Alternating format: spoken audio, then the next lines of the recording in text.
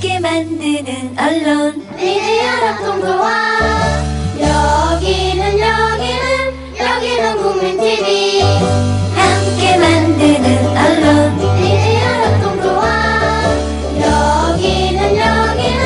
여기는 국민TV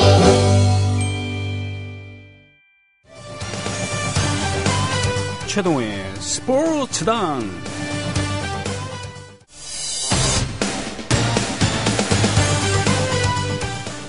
뭐 그런 거 있잖아요. 봄바람, 뭐 봄에는 뭐 여자들이 아무래도 가을을 탄다 그럴 때는 왠지 남자 뭐 이런 거 있는데, 겨울은 그냥 뭐 그렇다고 치고, 여름 하면은 이상히 이제 너무너무 뜨거워서 과도한 스포츠도 자제하고 그렇습니다만, 뭐 여름 사나이 뭐 이런 거 있잖아요.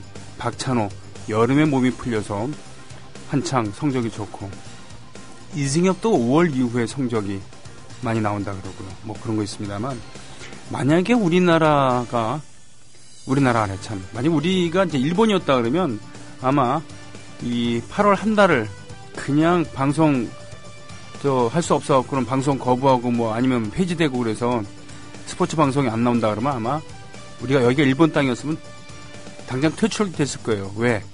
고시현대회가 있거든요. 예. 그 고시현대회를 그냥 넘어가고 아무 얘기도 안 하고 하는 그런 스포츠 방송인들 당연히 퇴출되지 않겠습니까? 일본에서라면요.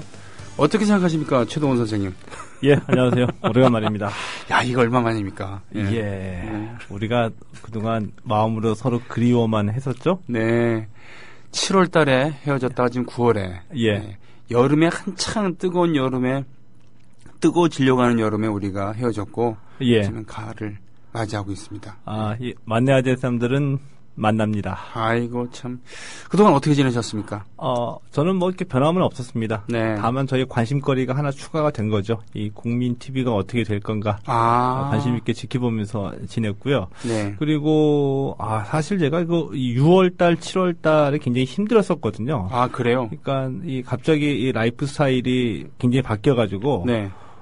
새벽에 뭐 일어나고 막 이러다 보니까 나지 않는 방송들을 거의 비몽사몽 간에 하느라고. 네네. 그때도 그랬고 좀 이렇게 그 팀 이름을 바꾼다든지 선수 이름을 바꿔서 얘기한다든지 이런 실수가 좀 있었습니다. 이제 좀 어느 정도 적응이 됐기 때문에. 그렇죠. 다시 시작하는 손병희에 나란히 가지 않아도. 네. 나란히 갈 수 있도록 더 노력을 하겠습니다. 고맙습니다. 그래서 월요일이었던 날짜도 수요일로. 예, 월요일에는 제가 거의 헤맸죠. 그렇군요. 그래서 딱 한 번 하고서 방송을 못하게 됐었는데. 예. 그렇죠. 지금 게시판에서 좀 응원해 주십시오. 돌아온 스포츠 평론가 최동원 선생님. 탕화 같네요. 돌아온 이러니까. 같이 돌아왔죠. 돌아왔네. 네. 낭만고양이님, 아침 선생님과 다른 분인가요? 맞죠? 아침에 그분이죠? 예, 맞습니다. 네. 오케마리님, 스포츠당 오랜만입니다. 라고 했습니다. 에벨리고님, 출첵합니다. 이분은 나간읍성 있죠? 전라남도. 예. 나간읍. 예. 예, 거기 살고 계신. 거기서. 그래요? 나간? 예. 거기에 옛날 오래된 성이 좀 남아있지 않나요? 나간읍성 있죠. 그게 우리 동학난 때 관계 있던. 글쎄요. 뭐 그런 것도 있고. 예. 임경업 장군을 모신. 이런 것도 하고. 거기, 예. 그리고 소설 태백산맥에도 나오죠. 예. 거기에 후덕한. 그런 풍모를 갖고 있던 그런 조연급. 나간댁이었죠. 이분께서는 거기서 약국을 하고 계십니다. 그러세요? 예. 자, 반겨워 주십시오. 오늘, 이거 뭐야, 이거. 갑자기 질문부터 나오네, 이거. 어떡하지? 이거 괜찮습니까? 한화 말씀이시죠? 예, 한화 팬들 한화 보살이라 하잖아요. 어떻게 말씀드릴지 모르겠네. 올해 가을 야구 가능할까요? 하셨습니다만. 이렇게 지난주서부터 좀 멀어졌죠. 하나가. 그러니까 지금 5위가 SK, 롯데, 기아 순인데 서로 이제 SK하고 롯데 반경기 차고요. 네. 롯데하고 기아하고 반경기 차거든요. 근데 한화는 뭐 2경기 선으로 벌어졌죠. 거기다가 그렇군요. 기대해 볼 수 있는 게 지금 갖고 있는 투수들이 마지막 카드로 한번 해볼 만하다. 네. 충전이 돼 있다라고 한다면 어떻게 반전을 노려보겠지만 남은 경기 수가 하나가 아마 8경기인가 밖에 되지는 않을 겁니다. 그리고 SK, 롯데, 기아도 한 9경기에서 10경기 정도 남아 있고요. 뒤집기에는 너무 힘든 상황이죠. 이 마리화나라는 애칭까지 얻었었던 전반기의 한화가 아닌데 예. 마침 오늘 그 말씀해 주시려고 하는 내용 중에 김성근 비판하는 언론도 있었습니다만 예. 연계해서 이거부터 얘기를 해볼까요? 그러면? 네, 그러시죠. 예, 예. 자, 김성근 감독이 말이 한화를 이끌었었는데 예. 후반기 들어서 성적이 안 나오니까 계속 지금 욕먹는 그런 올 시즌에 이 프로야구의 키워드를 잡으라고 하면은 네. 단연 한화 이것도 김성근이죠. 네. 시즌 개막전서부터 이 김성근 감독이 주목을 받았었죠. 네. 근데 올 시즌 개막하면서부터 기대와 예상을 훨씬 훌쩍 뛰어넘는 그런 성적을 보여줬었잖아요. 그 말이 한화라는 얘기가 나올 것처럼 지난 시즌 한화와는 정반대로 네. 그 역전 승이 많아진 겁니다. 네. 끈질기게 달라붙으면서 불펜의 힘을 미쳐 누려서 마지막 경기를 뒤집는 경기가 많아 있었거든요. 그렇죠. 그런데 이게 웬일입니까? 후반기 들어서면서부터 급반전이 이뤄진 거죠. 네. 계속 내리막길인데 네. 그 후로 도저히 살아날 가능성을 아직까지 보여주지 못하고 있거든요. 네. 근데 여기에서 저는 이 전반기 내내 보여준 우리 팬들의 관심, 근데 우리 팬들은 그럴 수는 있다고 봅니다. 뭐냐면 네. 자기가 좋아하는 일종의 이 감정을 소비하는 거기 때문에 네. 김성근 감독 찬양하고 또 미화하고 네. 이럴 수 있다고 보는데 언론은 굉장히 오바를 했었죠. 아, 맞아요. 일거수일투족을 예. 보도하면서 그 에피소드에 준하는 것들도 어떻게든 발굴해서 김성근 감독 야신 이미지 예. 이런 걸 더더욱 공고히 했었죠. 미화를 하고 찬양을 했습니다. 네네네. 왜냐하면 김성근이라는 세 글자가 들어가면 일단 클릭이 들어가죠. 그렇죠. 이러다 보니까 매일매일 중계방송을 했어요. 그래요. 경기 끝나고 난 다음에 김성근이 이런 얘기했다. 김성근 감독은 이렇게 봤다. 하고 코멘트를 매일 따가지고 했거든요. 심지어는 네. 전창진 프로농구 감독이 이 승부 조작과 관련해서 구속이 됐을 때 네. 김성근, 전창진 그럴 사람 아닌데 이렇게까지 이제 이걸 어떻게 보십니까 해가지고 김성근 감독이 코멘트를 땄거든요. 네. 그 내용을 읽어보면 아무것도 아니에요. 그러니까 둘이 친한 사이도 아니고 행사장에서 뭐 한 두세 번 만나가지고 얘기 한번 해본 사람인데 네. 그런 잠깐 어떤 이미지적인 느낌으로 그럴 사람 아닌 것 같은데 뭐 근데 이걸 이렇게 뽑을 정도로 그래도 김성근 세 글자가 들어가면은 클릭이 들어온다 이거죠. 그렇군요. 그래서 그리고 뭐 청와대까지 가서 강연도 하고요. 네. 하나그룹 이 계열사 사장도 모아서 강연도 하고 네. 이런 돌풍을 일으켰고 그 주인공이었었잖아요. 네. 그런데 그때에도 경고음을 울렸던 기자들이 있었습니다. 예. 그런데 지금 한화가 급전직하게 되니까 네. 비판하는 기사들이 엄청나게 쏟아지죠. 급 돌변했죠. 예. 이 중에 비판할 자격이 있는 기자들은 전반기 때에 하나의 그 나름대로 하나의 김성근 감독 투수 운영이 무리다, 혹사다. 네. 8월 이후에 위기가 올 것이다. 예. 라고 나름대로 주장했던 기자들은 자격이 있다고 봅니다. 그때 최동훈 선생께서도 이거 고무적이긴 하지만 예. 여기 냉정을 유지해야 된다. 예. 그런 그 평론을 하셨었잖아요. 예. 실은. 네. 근데 그렇지 않고 네. 하나가 잘 나갈 때는 잘 나간다라고 필요 이상의 찬양과 미화를 하고 네. 못 나갈 때 못 나간다고 또 비판하는 사람들은 비판할 때도 필요 이상으로 네. 비난을 하기 마련이죠. 그렇군요. 이게 과연 자격이 있냐는 얘기입니다. 그렇군요. 이 스포츠 저널리즘의 일단을 보여주는 우리나라 스포츠 저널리즘의 그런 경향이랄까요? 예. 예, 빨리 끓고 빨리 식는 그런 느낌. 그리고 뭔가 그 전문성에 기초한 그런 것이 아니라 선정성에 기댄 그런 언론의 일단을 보여줬다고 할 수도 있겠습니다. 근데 여기서 한 가지 말씀드리고 싶은 게 이제 하도 이제 소위 말하는 기레기들 그리고 언론사가 유사 언론들이 많아졌기 때문에 예. 이제 기사를 보실 때 그 언론사의 이름과 네. 기자 이름을 우리가 또 이제 꼭 기억해 둬야지 될 필요성까지 지금 생기게 된 겁니다. 네. 그래서 물론 이제 야구도 워낙 인기 종목이기 때문에 야구 전문 기자 한 20년 이상 야구만을 취재한 전문 기자도 있거든요. 예. 이런 기자들은 나름의 눈으로 보면서 분석해서 정확하게 생산해내고 네. 나름대로 한화를 비롯한 다른 팀들의 특징과 약점들을 분석해내는 기사를 쓰고 있습니다. 네.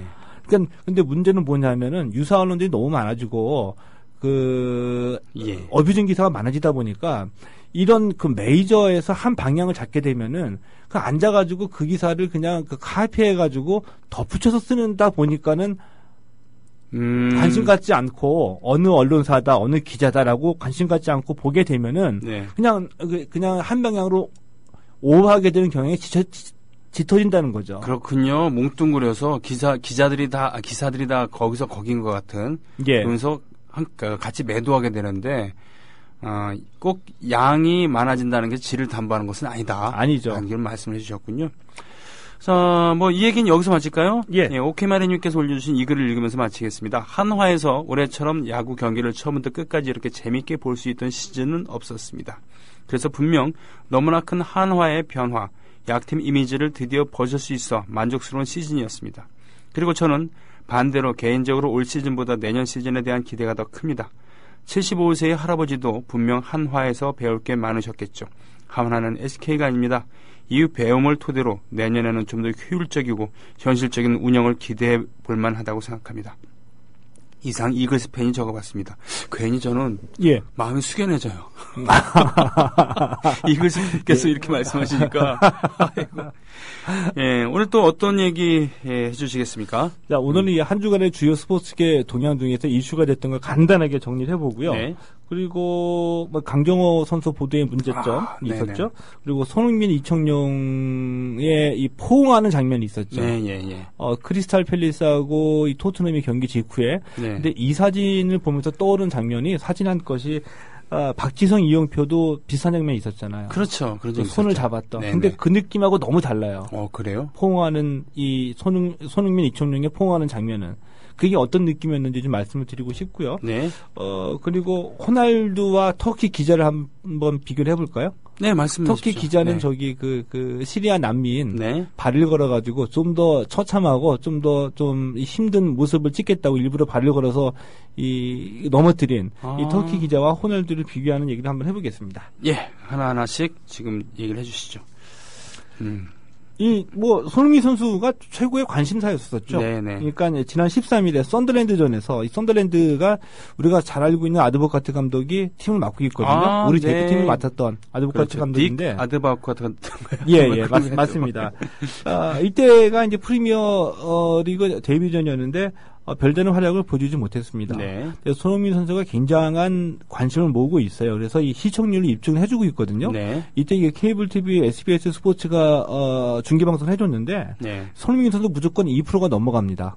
시청률이. 그래요? 예. 야. 이때 이제 토트넘이 1대0으로 이겼지만 좋은 모습을 인상적인 모습을 보여주지 못했기 때문에 영국 현지 언론으로서는 대부분 다 조용한 데뷔전이었었다라고 기대치를 밑돌았다는 평가를 받았죠. 그리고 난 다음에 지난 18일에 유로파 리그 조별리그에서 카라바흐를 만난 겁니다. 이게 아제르바이잔 팀이거든요. 근데 손흥민 선수가 2골을 넣었죠. 그리고 토트넘이 3대1로 이기면서 이제 분위기가 반전되는데 이 경기에서 2골 넣으면서 얻었던 가장 큰 소득은 손흥민 선수 본인의 자신감, 그 선수들로, 이 동료 선수들로부터 얻게 된 신뢰감이었습니다. 이게 무슨 뜻이냐면은 어느 조직이나 어느 팀이나 텃세가 있죠. 그렇겠죠. 그래서 만약에 병희 형님이 토트넘에 갔다. 아무리 호날두라고 하더라도 토트넘이 첫 번째 가가지고 경기 뛸 때 멀리서 공 달라고 패스 달라고 아무리 소리쳐도 그냥 안 줍니다. 공 달란다고 해가지고. 아직은 모르니까. 그렇죠. 네가 여기서 뛸 만한 그런 팀워크를 보여주는지 증명을 좀 해다오. 대강 이런 거요? 능력 이런 거? 평소 계속 봤던 같이 호흡 맞췄던 낯익은 선수들에게 공을 뿌려주지 처음에 오는 선수들한테 공을 주질 않거든요. 이거를 단번에 뛰어넘었다는 거죠. 쟤 좀 믿을만하네 이런 얘기. 그래서 실제로 20일 그 크리스탈 팰리스전에 있었던 이때도 이제 오른쪽 측면 공격수로 나왔거든요. 이때의 움직임은 이 전 경기하고 확실히 달랐습니다. 그러니까 데뷔전이었을 때 이 선더랜드전에서는 혼자 노는 느낌이었었거든요. 근데 오른쪽 측면 공격수로 나왔으면서도 가운데와 왼쪽까지 넘나들면서 최전방 공격수들과 함께 위치를 서로 바꿔가면서 굉장히 활발하게 움직였다는 얘기죠. 그리고서는 결국 결승골을 뽑아냈죠. 대단한 골이었습니다. 아니 저는 참 이 손흥민 선수의 성장하는 모습을 보면은 예. 야, 이게 가능한 얘기인가? 예. 그냥 원오브 댐이었잖아요. 우리나라에서도. 예. 그렇게 어떤 기대를 갖긴 했지만 저렇게까지 잘할 줄은 몰랐는데 이 정도까지는 몰랐죠. 그렇죠. 예. 참 하여튼 그래서 그런 모습을 보는 것은 꼭 우리가 대한민국 사람이어서가 아니라 예. 한 선수의 그 성장을 지켜보는 다른 나라 선수라 하더라도 뭔가 좀 대견한 느낌이 있었는데 예. 게다가 이렇게 하면 안 되지. 또 그런 네. 정파적인 말씀을 하시는데 예, 죄송합니다. 네. 그래서 3경기에서 3골이거든요. 네. 근데 드디어 예비고사는 끝났고 네. 본고사가 남아 있어요. 본고사가. 예. 뭐냐면 이제 슬슬 작용이 있으면 반작용이 있습니다. 네. 이제 잘했다라고 이제 얘기 나오는데 또 반작용으로 지금까지 팀들은 다 약팀이었다. 네. 이렇게 말씀하시는 분들이 등장을 하는 겁니다. 그렇군요. 그래서 이분들은 뭘 주장하시냐 하면은 24일 새벽에 이 프리미어리그 정규 리그는 아니고요. 이 네. 캐피털 원컵 컵 대회거든요. 네. 여기에서 아스널과 만난다. 이야. 아스널전에서 어떻게 하는지 지켜봐야 된다.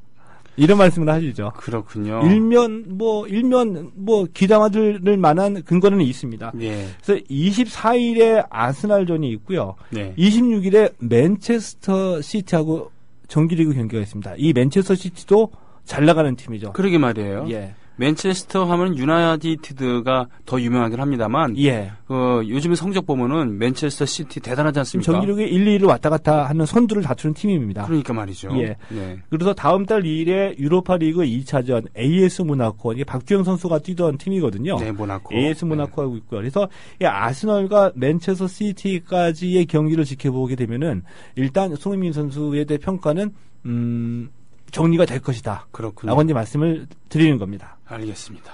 예. 그래서 손흥민 선수에 대한 얘기 했습니다. 다음 얘기를 넘어가 주시죠. 프로야구는 관심사가 아까 질문 주셨던 5위를 누가 할 거냐 네. 이거하고 이제 드디어 오늘 처음 매직 넘버 얘기가 나왔습니다. 삼성의 매직 넘버 7을 기록했다. 어제 경기 결과로 어제 이제 삼성이 NC가 2위거든요. 네. 그러니까 어제도 이제 그 주목할 만한 경기였습니다. 삼성과 NC의. 그러니까 이번 시즌에 만약에 하나의 돌풍이 없었다라고 한다면은 가장 큰 관심은 이번 시즌에 삼성이 5회 연속 우승이거든요. 네. 이 삼성의 5회 연속 우승을 막을 만한 팀이 어느 팀이냐? 누가 막느냐 이거였었거든요. 네. 근데 개막전에는 뭐 SK다, 뭐 기아다, NC다, 넥센이다 나왔는데 결국 뚜껑을 열어보니까 NC밖에 없었습니다. 네. 근데 NC가 뭐 2경기 반차, 3경기 반차까지 쭉 쫓아왔는데 그 2경기 반이 그렇게 높아 보이네요. 어제도 삼성과 경기에서 2대0으로 졌거든요. 결국은 예. 2대0 이게 참 아슬아슬한 점수이기도 하고 삼성의 차우찬이 모처럼 아주 뛰어난 네. 보기 드문 7과 3분의 1이닝 무실점이었는데 삼진을 14개나 잡아냈습니다. 와, 대단하네요. 대단하죠. 네. 예. 그러면서 삼성이 2위 NC와 3경기 반차를 유지하면서 매직 넘버 7을 남겨놨는데 매직 넘버 7이면 앞으로 7승만 남은 경기에서 7승이면은 NC가 남은 경기 다 이겨도 상관없이 우승한다는 얘기죠. 그렇군요. 예. 자, 예전에 정말 그 전성기 때 해태도 5연속 우승은 못하지 않았습니까? 못했죠. 예. 3위 연속까지 갔었는데, 네. 삼성 탄탄하죠. 네. 예. 투타 밸런스 완전히 맞춰져 있고, 선수들을 잘 키워놨기 때문에, 누구 하나 빠지면은 그 자리를 메꿔주는 선수들이 금방금방 등장한다는 것이 가장 큰 장점입니다. 오랫동안의 그런 투자가 결실을 맺기도 하고 필요하다 그러면 적진의 진영에서 장수를 데리고 와서 예. 팀을 꾸미기도 했었던. 제가 이게 확인을 하지 않았는데 네. 저는 이 삼성 야구단의 이 경기력뿐만이 아니라 내년에 이 대구구장에 새롭게 이 야구장이 개장을 하죠. 네. 그 야구장을 갖고 있다는 거, 야구장의 운영권을 갖고 있다는 거는 구단 운영에 엄청난 중요한 변화이거든요. 네. 이런 것들이 아마 종합적인 마스터 플랜이 있었던 것 같아요. 왜 이런 말씀을 드리냐 하면은, 며칠 전에 이 삼성에서 5년 후에 네. 이 삼성 야구단, 라이온즈를 자립경영을 시키겠다. 이런 계획을 발표를 했거든요. 예. 그러니까 5년 뒤에는 도와주지 않겠다. 네. 너희들이 벌어먹고 살아라. 라는 얘기입니다. 그러면서 뭐 수익만 된다면은, 수익에 도움이 된다면은 경쟁사의 광고도 유치를 하겠다. 이런 얘기까지 했습니다. 예. 이런 거를 삼성이 예를 들어가지고 야구장도 없고, 네. 뭐 갖춰진 것도 아무것도 없는데 그냥 너희들이 벌어서 너희들이 먹고 살아라고 얘기하는 거는 말도 안 되는 얘기이죠. 그렇군요. 그러니까 이제 그런 계획이 있었기 때문에 야구장도 완공을 했고, 야구장 완공이 된 시점에서 5년간의 유예 기간을 둔 것이 아닌가라는 생각이 들기도 하죠. 와, 그러니까 구단 운영 자체가 그 선진화되었다. 예. 라고 그냥 쉽게 표현하겠습니다만 선진화되었다라고 얘기하기에도 뭐라 그러나 좀 그야말로 마스터 플랜이 제대로 진짜 프로가 되는 겁니다. 프로가 되는 거다. 진짜. 아, 그렇군요. 사실은 그 뭐 미국과 일본의 유명 구단들은 흑자를 내는 것을 넘어서서 예. 그거 하나 자체가 거대한 기업 아니겠습니까? 거대한 기업이면서 꿈을 키워가고 지금 지배를 하고 있죠. 뭐냐면은 예를 들어가지고 메이저리그도 처음에는 어떻게 그 월드와이드하게 자신들의 그 상품을 판매하겠다고 계획을 세웠겠습니까? 네. 그 미국 안에서만 시작을 한 거겠었죠. 네. 그러면서 자리를 잡고 일종의 뭐 돈에 대한 욕심이라고 할까요? 이런 측면도 저는 분명히 있다 보는데 더 많은 돈을 벌어보자. 네. 그러려고 하면은 시장을 넓혀야 되니까 아시아도 개발해보자. 네. 뭐 이렇게 좀 넓혀간 거라고 보거든요. 네. KBO에서도 어차피 지금 국내 시장만으로는 굉장히 협소하기 때문에 수익 내기 쉽지 않습니다. 네. 그래서 수익을 내려고 해서 노력을 하다 보면은 그럼 시장 개발을 해야지 되겠다. 네. 그럼 우리가 베트남에다 투자하자, 동남아에다, 뭐 중국에다가 투자를 하자. 그래서 이들도 KBO 리그의 어떤 가시청권으로 두자. 뭐 이런 식으로 계속 좀 진화가 되겠죠. 그렇군요. 예. 예. 그렇게 해서 삼성 라이온즈 자립 경영에 대한 그런 이야기 뭐 했었습니다만 아까 우리 손흥민과 박지성의 그 사진의 차이 예. 이 부분에 대해서 그 좀 다시 좀 얘기를 좀 했으면 좋겠는데 예. 그게 박지성과 이영표 선수가 손을 맞잡았을 때는 뭐라 그러나 지나가면서 살짝 애틋한 그 느낌. 저 그겁니다. 그죠? 예. 애틋한 느낌이 있었죠. 그렇죠. 저 대놓고 좋아하지 못하고 대놓고 그쵸. 인사를 못했다 이런 거잖아요. 그때 전 너무 짠했었거든요. 그게 이제 2006년이었습니다. 2006년 4월 17일. 네. 그게 어떤 장면이었었냐면은 맨체스터 유나이티드의 박지성 그리고 토트넘의 이영표가 붙었죠. 네. 근데 이영표가 공을 잡고 드리블하는 거를 박지성 선수가 낚아챘습니다. 예. 또 웨인 루니에게 연결해 줬는데 웨인 루니가 골을 넣어서 그게 어시스트가 됐죠. 네. 그 직후에 둘이 이제 스쳐 지나가는데 네. 서로 다른 데를 봐요, 시선이. 네. 그러면서 누가 혹시 볼세라 슬쩍 한번 손을 잡아주고 가는 거죠. 그렇죠. 근데 그 손을 통해 가지고 서로 이렇게 전해지는 느낌은 뭐냐면 너도 좀 뭐 힘든 거 있지. 나도 그런데 잘하자. 나도 잘할 테니까 너도 잘해라. 굴하지 말자. 예, 이런 느낌이잖아요. 예. 근데 그 당시에 우리 분위기가 어떻었냐면은 2002년 직후에 1세대로 나갔죠. 네. 나가서 물론 이제 본인들의 영광을 위해서 뛰는 것도 있지만 굉장히 이 두 어깨에 한국 축구에 대한 어떤 책임감 이런 것도 우리가 막 주어졌습니다. 네. 그랬군요. 그러면서 도전의식도 있었지만 과연 통할까라는 의구심도 있었었고요. 네. 이런 분위기 속에서 열심히 뛰면서 그리고 처음 1세대였기 때문에 굉장히 그 영국의 그 프리미어 리그 안에서 눈치 보는 일도 많이 있었을 거라고 저는 생각합니다. 예. 그러니까 대놓고 좋아하거나 우리끼리 만나가지고 대놓고 뭐 너 잘했니 이런 얘기 못했던 거였었죠. 네. 그런 느낌인데 이 크리스탈 팰리스전 이후에 이 손흥민 선수가 2골 넣으니까 이청용 선수가 찾아갔습니다. 네. 상대 팀으로. 네. 그리고서는 반갑다 잘했다라고 확 그냥 껴안는 장면이었었죠. 또 얼마나 자신만만합니까? 자신만만하고 밝고. 예. 예. 그러게요. 이제는 한국인 선수들이 유럽 무대에 가는 것이 많이 자연스럽고 예. 또 그 안에서 자신이 성질 낼 때는 성질 좀 내고 예. 기쁠 땐 기뻐도 하고 예. 뭐 이런 좀 더 당당해졌다고 할까요? 그런 느낌의 차이가 있다는 얘기죠. 예. 근데 그래서 이 손흥민, 이청용 선수는 박지성, 이영표 선수에게 고마워해야죠. 고마워해야 된다. 이 선배들의 노고가 있다. 예. 예. 뽀민 아빠님, 이 사진인가요? 그렇습니다. 이 사진이에요. 박지성과 이영표. 서로 한 명은 고개를 숙이고 한 명은 딴 곳을 바라보는 이 사진과, 야, 참, 뜨거운 이 포옹 장면. 짠하죠? 낭만고양이님. 그래요. 오케마레님께서 올려주셨고요. 자, 다음 얘기 전해주시죠. 예. 이 강정호 선수, 안타까웠죠. 아, 예. 그 정말 강정호 선수야말로 올해는 그냥 적응기 삼아서 지켜봐야 되겠다라는 이런 편한 마음으로 시작했다가 예. 너무 잘하니까 예. 자꾸 기대하게 되잖아요. 그렇죠. 예. 근데 지난 18일 이제 금요일에 이 시카고 컵스전에서 이제 부상을 당한 겁니다. 네. 이 크리스 코글란의 슬라이딩에. 네. 그래서 이제 뭐 왼쪽 무릎 연골이 파열됐고 뭐 정강이뼈가 골절됐고 여기까지 이제 팩트이지 않습니까? 네. 근데 초기에 이것을 보도하는 우리 언론의 자세에 좀 문제가 많이 있었습니다. 어떤 건가요? 그거를 아시아계 차별, 또 의도적이었다, 살인 네. 태클이었다. 네. 이걸로 몰고 갔죠. 그건 참 위험한데 그거는 제대로 그것이 증명이 되지 않으면은 예. 하나의 그냥 추정 기사일 수밖에 없는 거 아닙니까? 추정인데 일단 두 가지입니다. 그 이유는 네. 그러니까 위험한 거는 분명히 맞아요. 위험한 플레이였다. 예, 그건 네. 분명히 맞는데 네. 위험하니까 의도적이었다. 이 콜은 안 되죠. 위험하니까 아시아 차별이다. 네. 이건 아니잖아요. 네. 그러려고 하면 더 찾아봐야 되는데 일단은 차별이다. 뭐 살인 태클이다. 이런 얘기가 들어야지 장사가 되니까 네. 그렇게 써놓은 거고 네. 두 번째로는 그거를 확인할 만한 그 시점에서는 실력이 없었다는 거죠. 그렇겠네요. 그거를 확인하고 그러려면 면밀히 분석해야 될 텐데, 그죠? 예. 여러모로. 예. 네.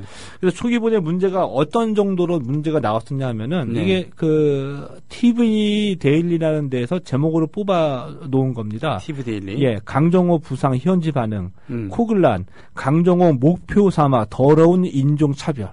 우와. 대단하죠. 뭐 코글란이 강정호 목표 삼아 더러운 인종차별 이렇게 제목 뽑아놨어요. 이야. 우리 클릭 안 할 수가 없죠. 그러게요. 예. 그 다음에 세계일보도 이 크리스 코글란 강정호 말고 또 살인 태클로 선수 생활 위협시켜 전과 있었네. 그러니까 기록을 찾아봐가지고 2009년에 이 크리스 코글란이 템파베이 이루스였던 일본 출신 선수거든요. 네. 그러니까 이야무라 아키노리에게 슬라이딩으로 또 부상을 입혔다. 네. 이걸 해가지고 아시아계 차별이다. 이렇게 이제 주장의 근거를 삼은 거였었죠. 그 6년 전에 그걸 보고서. 예. 또 이제 뭐 강정호 부상, 코글란 살인 태클에 명백하게 강정호를 향해 달렸다. 네. 역겨운 장면. 아. 이런 제목이 있었죠. 이거 다 뭡니까? 선정적이고 선정적이네요. 가장 쓰기 편한 거니까 국민 감정이나 이 국민 여론에 호소하는 호소에서 끄집어내려는 네. 이런 의도지 않습니까? 그러게요. 아니 아무리 클릭수가 중요하고 그렇습니다만 광고도 중요하지만 이런 스포츠 외적인 걸 가지고 핏대로 올리게 만드는 건 예. 이건 스포츠맨십에 어긋나는 거 아니겠습니까? 예. 그래서 조금 이제 이 오후 늦게 되니까 네. 이제 서서히 전문가들이 등장을 했습니다. 그렇죠. 이거 너무 오버한다. 오버하지 말자. 예. 해가지고 예. 그래서 위험한 거는 맞다. 그런데 네. 메이저리그의 수비가 원래 거칠다. 아. 원래 거칠고 그러니까 이 슬라이딩의 목적이 두 가지잖아요. 하나는 내가 살겠다. 세이프의 네. 목적이 목적이 있고 또 하나는 수비 방해의 목적이 분명히 있죠. 네. 그러면서 수비 방해의 목적이 있기 때문에 메이저리그에서 좀 더 거칠게 네. 슬라이딩 하도록 교육하고 훈련하고 그렇게 자라온다. 네. 때문에, 미국 현지 언론 보도에서 나오는 강정호 선수가 스스로 자신을 보호하기 위한 플레이를 했어야지 된다. 네. 뭐 그 얘기는 좀 더 높게 점프한다든지, 네네. 베이스를 밟고 난 다음에 한 스텝 더 밟아서 피하면서 던진다든지, 네. 이런 걸 했는데 이런 얘기가 이제 쏟아지게 나온 거였었죠. 그렇군요. 이게 이제 설득력이 있게 들어가니까, 네. 한국과 미국의 야구 문화의 차이, 네. 뭐 이런 것도 나중에 등장하게 되고요. 점점 이제 순치가 된 겁니다. 예. 근데 저는 처음엔 너무 놀랐어요. 어떻게요? 아니, 그 위험해 보이는 것까지는 맞다. 근데 그거 가지고 어떻게 살인 태클에다가 뭐 더러운 인종차별, 뭐 역겹다, 뭐 이런 얘기까지 제목을 뽑아내는지. 네. 우리가 이런데 휩쓸리면 안 되겠죠. 예. 예. 사실 우리가 정서상으로는 뭐 그런 기사가 어떻게 보면은 이게 그 강정호 선수의 잘못이 아니라 예. 더러운 그 비열한 플레이의 희생자였다 그러면 우리 속은 더 편할 수 있겠습니다만 예. 이것은 팩트를 자의적으로 해석해서 가공하는 그런 더러운 그 스포츠 저널리즘의 산물이라고 한다면 단호히 거부해야 되지 않겠습니까? 단호히 거부하게 되고요. 그게 우리에게도 좀 마이너스입니다. 왜냐하면 그런 식으로 우리가 이슈를 소비하고 우리끼리 똘똘 뭉쳤을 경우에 전 세계적으로 봐가지고 아무도 인정해주지 않는 우리끼리 그냥 열받고 우리끼리 얘기하고 우리끼리의 논리를 만들어 나가는 거거든요. 그런데 그러다가 야구하는 사람은 야구하러 국지대회에 나가든지, 네. 손병현님은 노래하러 국지대회에 나가든지, 저는 네. 무슨 뭐 취재하러 나가든지 이렇게 해가지고 이 코리안 스탠다드에 막혀 있다가 딱 국지대회에 나가보면 이게 아닌데 네. 자기 혼자 외톨이 되거든요. 이게 처진다는 거죠. 하긴 2002년도에 이탈리아 2대1 역전승을 거둔 다음에 예. 이태리 국민들이 그야말로 멘붕에 빠져서 온갖 한국팀에 대한 나쁜 소문 이런 것을 기정사실화해서 이태리 그 국내에서는 예. 그렇게 확대 재생산하지 않았겠습니까? 예. 그걸 보는 심정이랑 비슷할 수가 있겠군요. 네. 뭐 그렇죠. 네, 예. 뭐 아무리 억울하다 하더라도 말이죠. 억울한 건 억울한 거고 팩트는 팩트겠죠. 예. 자, 다음 얘기해 주실래요? 지난주에 좀 재밌는 기사, 아까 그 삼성 라이온즈, 네네. 그 야구장 내년부터 새로 개장되는 거 얘기도 하고 했었었는데, 네. 그것에, 그 야구장 새로 짓는, 개장한다는 건 일종의 배경이었었고요. 네. 왜 그렇게 하느냐. 이 종합적인 마스터 플랜이 있을 것 같다라는 이제 느낌을 제가 말씀드렸는데, 네. 그 단초가 바로 이것이었습니다. 아까 말씀드렸던 이 5년 뒤인 2021년에 이 삼성이 프로야구단 삼성 라이온즈를 자립 경영시키겠다는 목표를 발표했었거든요. 네네. 이 작업을 지난해에서부터 해왔습니다. 예. 이 작업이라는 건 뭐냐면은 일단은 이 삼성이 이 그동안은 뭐 예를 들면 이 농구, 남자 농구단은 삼성전자. 네. 뭐 삼성생명은 여자농구 네. 이런 식으로 계열사에게 한 종목의 팀을 맡겨서 운영하도록 위임을 시켰었거든요. 아, 그런 식으로. 예. 네. 근데 제1기획에다가 스포츠 총괄이라는 새로운 직제를 만든 겁니다. 와, 스포츠 총괄 제1기획. 예. 그래서 이 수원 삼성 축구, 네. 남녀 농구, 남자 배구까지 네. 전부 다 이 제1기획으로 소속을 옮겨놨어요. 아, 그래요? 예. 예. 그 올해 말까지 삼성 야구단도 제1기획으로 옮겨집니다. 그래요? 예. 오. 이렇게 총괄을 시켜놨는데, 네네. 그러면서 이제 야구단이 가장 인기 종목이고 하니, 야구단 제일 먼저 자립 경영을 해라. 네. 라고, 과제를 던진 거죠. 네네. 5년간의, 이 유예 기간을 두고요. 근데 이것이 엄청난 의미가 있다고 저는 높게 평가를 하는 겁니다. 예. 그러니까 저게 계속 얘기해왔던 거. 우리나라 재벌들이 70년대, 80년대, 90년대까지는 한국 스포츠를 재벌들이 키워온 것이 맞다. 공로가 있다. 그렇죠. 네. 근데 2000년대 이후로 프로 스포츠가 좀 더 발전하면서 재벌이 우리 스포츠 발전을 막아왔다. 네. 라고 저는 계속 말씀드렸습니다. 그렇죠. 저희 스포츠당에서도 그런 예. 얘기만 했었습니다. 기업 홍보의 수단으로만 생각하고 있기 때문에 네. 사람 귀한 줄 모르고 네네. 돈 있으면은 키우지 않고 차라리 잘하는 감독 빼오고 잘하는 선수 데리고 오는 것으로. 그렇죠. 적자는 뭐 돈을 얼마나 쓰든 간에 우승을 일단 목적으로 해가지고 이렇게 갔다는 얘기거든요. 네. 그런데 실제로 삼성이 자립 경영해서 네. 수익을 내라라고 과제를 주게 되면은 네. 상황이 바뀌어지는 겁니다. 수익의 원천이 팬이잖아요. 그렇죠. 그러니까 팬 서비스와 팬 마케팅에 더 많은 신경을 쓸 수밖에 없겠죠. 네. 이제 이것이 의미하는 바가 단순히 이 구장, 야구장의 이 환경과 시설을 쾌적하게 만들어서 보기에 편하게 만든다는 차원을 뛰어넘어서 네. 지금 수준에서는 팬들과의 커뮤니케이션, 네. 그리고 여론을 수렴해서 이 절대적인 그 야구단 경영권에 뭐 손대지 않는 한도 내에서 경영에 참고를 하겠죠. 네.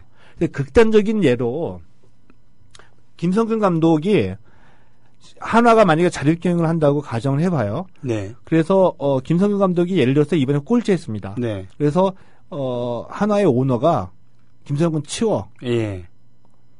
라고 마음 먹었습니다. 그러면 그냥 치워지잖아요. 여태까지 치워지죠. 네네. 그래서 자립 경영을 하게 되면은 네. 마음대로 칠 수가 없습니다. 오. 왜냐하면 예. 김성근의 티켓 파워를 무시할 수가 없는 거죠. 김성근이 있기 때문에 김성근 감독이 있기 때문에 한화야구를 보러 간다는 관중이 예를 들어서 경기당 3,000명이다. 네. 그리고 김성근이 한화에 있음으로 해서 우리가 구단 여러 가지 매출이 지금 연간 무슨 뭐 20억씩 된다. 네. 라고 하면은 마음대로 잘 수가 없는 거죠. 아, 그럼 반대로 그러면은 거기 어떤 낭만이라던가 독단이라던가 일단 그런 정서적인 것들은 철저히 배제되고서 예. 뭐 예를 들면 뭐 연고라든가 오로지 성적과 그런 상업적인 고려. 예. 좋게 얘기하면 현대화되는 것이고요. 그렇죠? 이런 쪽으로 발전이 된다는 얘기겠군요. 그런 쪽으로 갈 수밖에 없죠. 네. 그래서 예를 들게 되면은 우리가 박지성 선수가 맨유에 처음 갔을 때 수많은 논란이 있었죠. 네. 뭐 유니폼 선수다 아니다. 네. 그리고 이번에도 중국의 이 대표급 수비수 한 명이 지금 또 이 영국으로 진출하는데 네. 연봉을 안 받고 간다. 뭐 이런 얘기도 있기도 해요. 이게 뭐냐? 중국 기업이 스폰을 대줘가지고 일단 받아줘라 이거죠. 그렇군요. 이건데 우리는 지금 이게 가는 선수 입장에서 생각하지만 그것을 받아들이는 이 구단의 입장에서 보면은 네. 우리 전력에 도움이 안 되지만 네. 마케팅에 도움이 되면 받아들이죠. 음. 그게 프로 비즈니스 모델입니다. 그렇군요.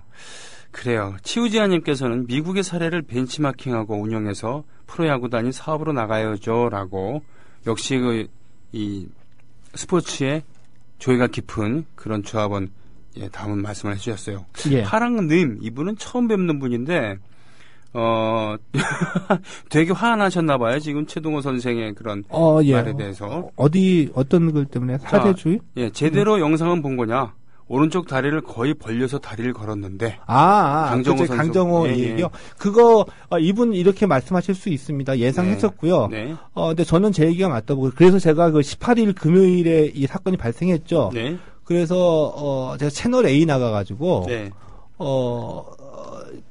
그러니까 저하고 모 변호사와 이 얘기를 했었거든요. 강용석은 아니죠? 강용석 아닙니다. 근데 저는 지금 아까 했던 얘기 그대로 얘기했었습니다. 근데 그 변호사는 분명히 이거 의도적이었었고 전례도 있다. 네. 이런 얘기 했었는데 저는 채널 A 가서도 네. 지금과 똑같이 얘기했습니다. 네. 예.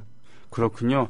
그럼 바로 종편에 출연하는 모 스포츠 평론가 국민TV에 출연시켜도 되는가라는 논평이 나올 수도 있겠습니다만, 자, 우리는 하는 얘기를 들어야죠.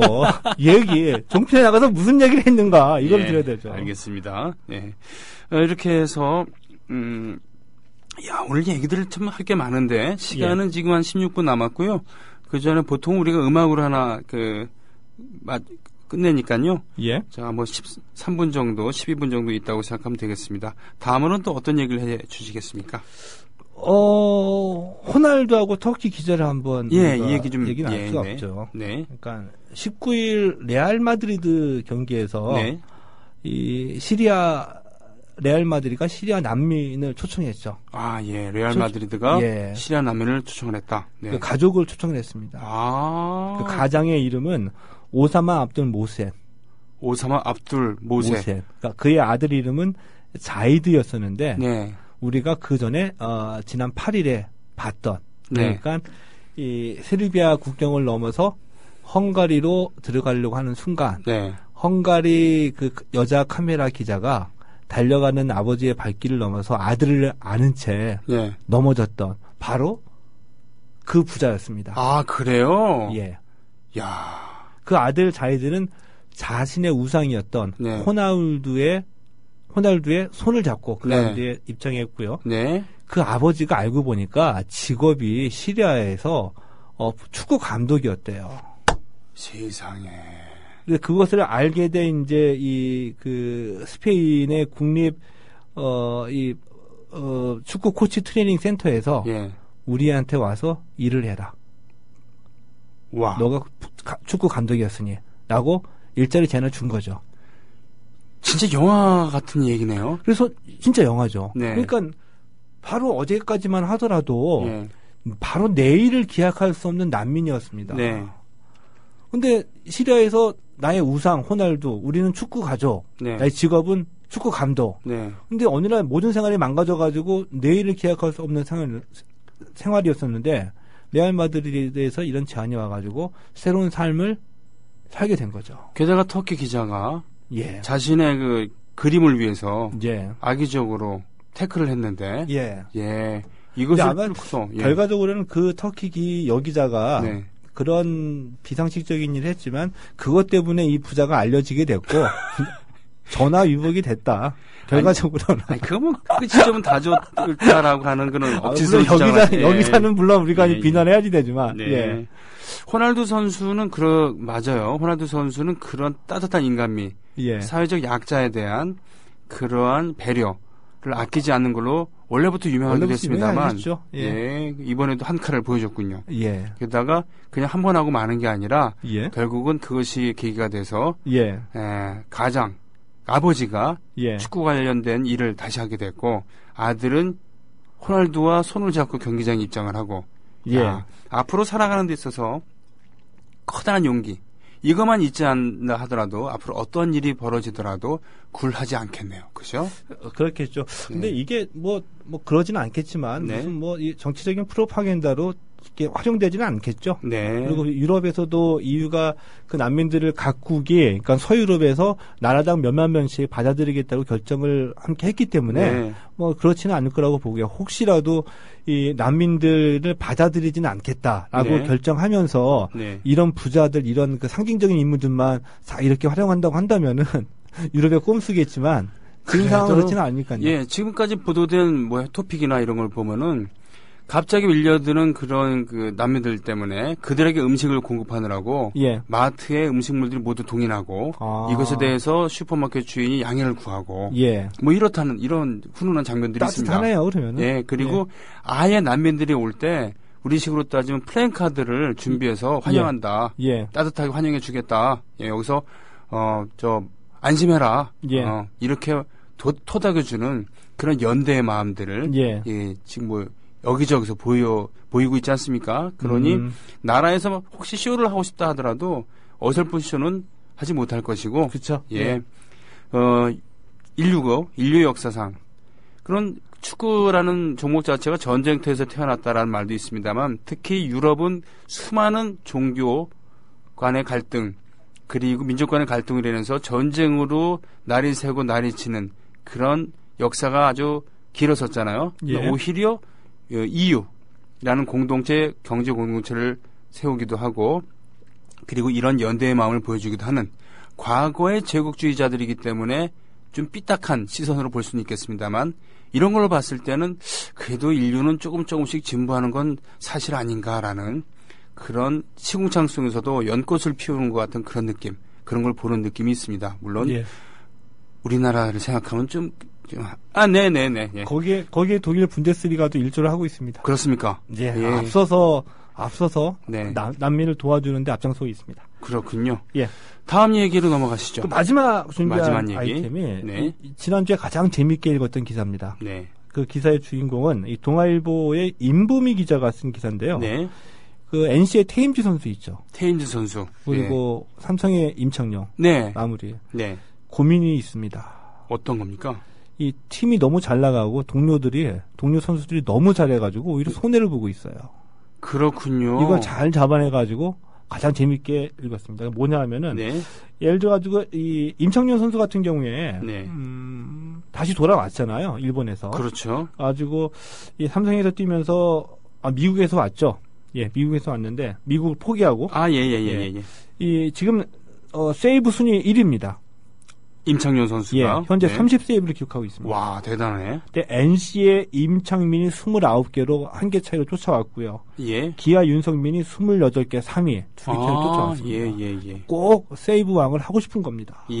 근데 이 세이브 상황이 계속 줄어들고 있어요. 왜요? 왜냐하면 세이브 기준이 여러 개거든요. 여러 개인데 대표적으로 우리가 알고 있는 거 3점 차 이내에서 등판해가지고 1이닝 이상 던져서 우리 팀이 이겼을 때 이게 세이브잖아요. 그렇죠. 근데 팀이 너무 잘 치니까 점수차가 3점 이상으로 확 벌어지는 겁니다. 그래 8회나 9회 가가지고 뭐 예를 들면은 7대6, 8대7 이렇게 이겨야지 나가는데 그렇죠. 아예 5대0, 10대3 이렇게 되니까 세이브 기회가 없어지는 거죠. 세이브 기회를 잡지를 못하고 있어요. 그냥 중간계 투진한테 맡겨서 경기를 마무리시키거나 아니면은 정 안 되면 세이브 상황이 아님에도 너무 쉬면 안 되니까 그래서 경기를 마무리하긴 했는데 세이브는 기록하지 못하게 되는 이런 거군요. 예를 들어가지고 대표적으로 지난 18일에 삼성하고 두산 경기에서 이 8회까지 삼성이 6대4로 앞서고 있었거든요. 네네. 이대로 이제 9회로 넘어가면 드디어 이제 임창용이 마무리를 등판해서 네네. 막아내면은 세이브를 하나 추가를 하는 상황입니다. 네. 근데 8회에 나바로가 등장해가지고 말로 홈런 쳤어요. 우와. 그래가지고 갑자기 점수가 10대4로 벌어지니까 세이브 상황이 안 되는 거죠. 이런 식으로. 그랬군요. 예. 오. 그리고 MC 테임즈 같은 경우에는 이 40-40 클럽을 목표로 하고 있고 눈앞에 다가갔거든요. 40-40 클럽이면 정말 홈런 40에 도루 40. 와, 이거는 우리나라에 그런 선수가 있었나요, 여태까지? 그런 찾아보면 나옵니다. 네, 예전에는 20-20. 예, 20-20인데 그걸 뛰어넘는 거죠. 예. 근데 현재 도루가 37개예요. 네. 홈런은 43개. 홈런은 40을 넘겼고 네. 도루가 이제 3개가 남았는데 네. 도루할 기회가 없는 거예요. 왜요? 왜냐하면 바로 뒤에 이제 너무 잘 쳐주기 때문에 그런 건데 나성범 선수가 주로 5번을 치고 네. 테임즈가 4번인데 네. 나성범 선수가 9월달 들어가지고 타율이 4할 7푼 6리거든요. 거의 5월 때 타율을 치고 있어요. 이런 출신스스러운. 네. 예. 네. 그러니까 잘 맞으니까 초구부터 엄청나게 노리는 겁니다. 네. 초구를 때려서 안타로 만들거나 네. 좀 어려운 공이 들으면 커트인 해가지고 파울로 만드는 거죠. 네. 그럼 1루에 나가 있던 이 테임즈가 돌아올 수 있겠습니까? 야, 이거 참, 때리는 대로 9월 달에만 타율이 4할 7푼 6리니 다 안타니까 뭐라고 할 수도 없는 거고. 네. 그래서 쳐서 뛰면은 커트해 내니까 다시 나갔다 들어와가지고 체력 소비되는 거고. 네. 이런 상황이다. 그래서 웃고픈 선수들이 바로 잘 나가는 테임즈 임창용인데 네. 동료들이 너무 잘해서 고민이다. 이런 기사가 나왔는데 굉장히 남들이 잘 아는 것 같은데도 그냥 스쳐 지나갈 만한 소재를 잘 잡아서 네. 잘 썼죠. 그래서 가장 재밌게 읽은 기사였습니다. 아, 요런 기사, 재밌는 기사 소개해 주시는 것도 예. 재밌네요. 예. 예. 맞아요. 박재영 선수가 30-30 했었죠. 그리고 이종범 선수가 예. 했었잖아요. 1번 타자인데. 예. 예, 30-30. 그 해만 정말 대단했었죠. 1번 타자가 홈런을 30개를 치고 말이죠. 예. 그리고 연선님, 터키 기자가 아니고 헝가리 기자 아닌가요? 아, 헝가리 기자입니다. 터키와 헝가리를, 그렇군요. 예. 예. 그렇대요. 헝가리 기자입니다. 제가 이런 실수를 자주 합니다. 헝가리 기자 맞습니다. 예, 헝가리, 터키, 둘 다 안 가보셨죠? 아, 터키는 이스탄불에 몇 번 가봤고, 헝가리는 그렇군요. 못 가봤습니다. 그렇군요. 예. 사실 저는 터키를 좀 가보고 싶은 생각이 아니라 사실 궁금해요. 터키요? 예. 그 유럽과 아시아에 걸쳐서 있다고 합니다만, 예. 사실은 주로 아시아에 영토가 많잖아요, 터키가. 많고요. 네. 근데 이스탄불에 네. 보스포러스 해요. 네네. 그걸 건너가면 아시아고, 네. 안 건너가면 유럽인데, 네. 처음에 갔을 때, 정말 강렬합니다, 인상이. 네. 2번, 3번 가면은 똑같아 보이고요. 아, 그래요? 그 보스포러스를 건너는 다리가 있거든요. 예. 2층인데 2층은 차들이 지나가고 1층 이제 걸어서 가는데 그 양옆에 쭉 생선 가게들이 있어요. 생선 가게? 예. 예. 우리나라 부산 자갈치 시장이랑 그 생선집도 쭉 있는 것과 비슷한 분위기죠. 아, 그렇군요. 근데 그 얘기 왜 하시는 거예요? 터키 얘기 나오니까 네, 가만하고 해가지고. 아, 예. 부러워서 그래요. 예, 네, 아닙니다. 헝가리는 초원이 넓은 그런 나라이고 예. 마자르족이라고 하는 예. 예전에 그 몽골족의 한 일파가 원래 그 주요 인종을 구성했다고 하죠. 예. 가보진 못했습니다만 하여튼 부러운 얘기입니다. 헝가리가 됐든 터키가 됐든 아무튼 헝가리 기자래요. 네. 헝가리 기자입니다. 네. 자, 지금 아까 말이죠. 오케마리님의 하나 이글스 팬, 이 글에 카린 디목 자바라님께서 끄떡끄떡 저도 충청 출신이라 예전에 시합 보면 울거나 화나거나 했는데 이제는 희노애락을 다 누릴 수 있는 것, 무관심에서 벗어난 것만으로도 기쁩니다. 올해를 하위권에서 끝나더라도 경기 질적인 면에서 분명 작년과는 달라졌으니 말씀대로 내년 내후년을 보고 평가해도 늦지 않겠죠. 정말 도에 이런 경제 아니겠습니까? 네, 한화 팬들. 이 모두들 지금 맨 마지막에 말씀해 주신 대목이 있죠. 내년 내후년을 보고 평가해도 늦지 않겠죠. 네. 모두들 다 내년 내후년을 궁금해합니다. 네. 그러니까 권혁과 박정진, 기타 등 올해 혹세했다고 하는 투수들 내년에 어떻게 될까? 바보은주님과 궁금해하죠. 오키마리님께서 바로 이 투수 혹사에 대해서 짚고 넘어가야 된다고 지적을 해주셨고요. 예. 알겠습니다. 자, 오늘 돌아온 스포츠당 오늘 덕분에 아주 풍성한 시간이 됐습니다. 예, 여기서 인사를 할까요? 이번 주는? 예, 고맙습니다. 예, 고맙습니다. 국민라디오 팟캐스트 응원하는 가장 쉬운 방법 아시나요? 다운로드하기, 별점 주기, 댓글 달기, 구독하기. 국민라디오 팟캐스트 널리 알리는 가장 쉬운 방법. 다운로드하기, 별점 주기, 댓글 달기, 구독하기. 기억하세요. 다운로드하기, 별점 주기, 댓글 달기, 구독하기.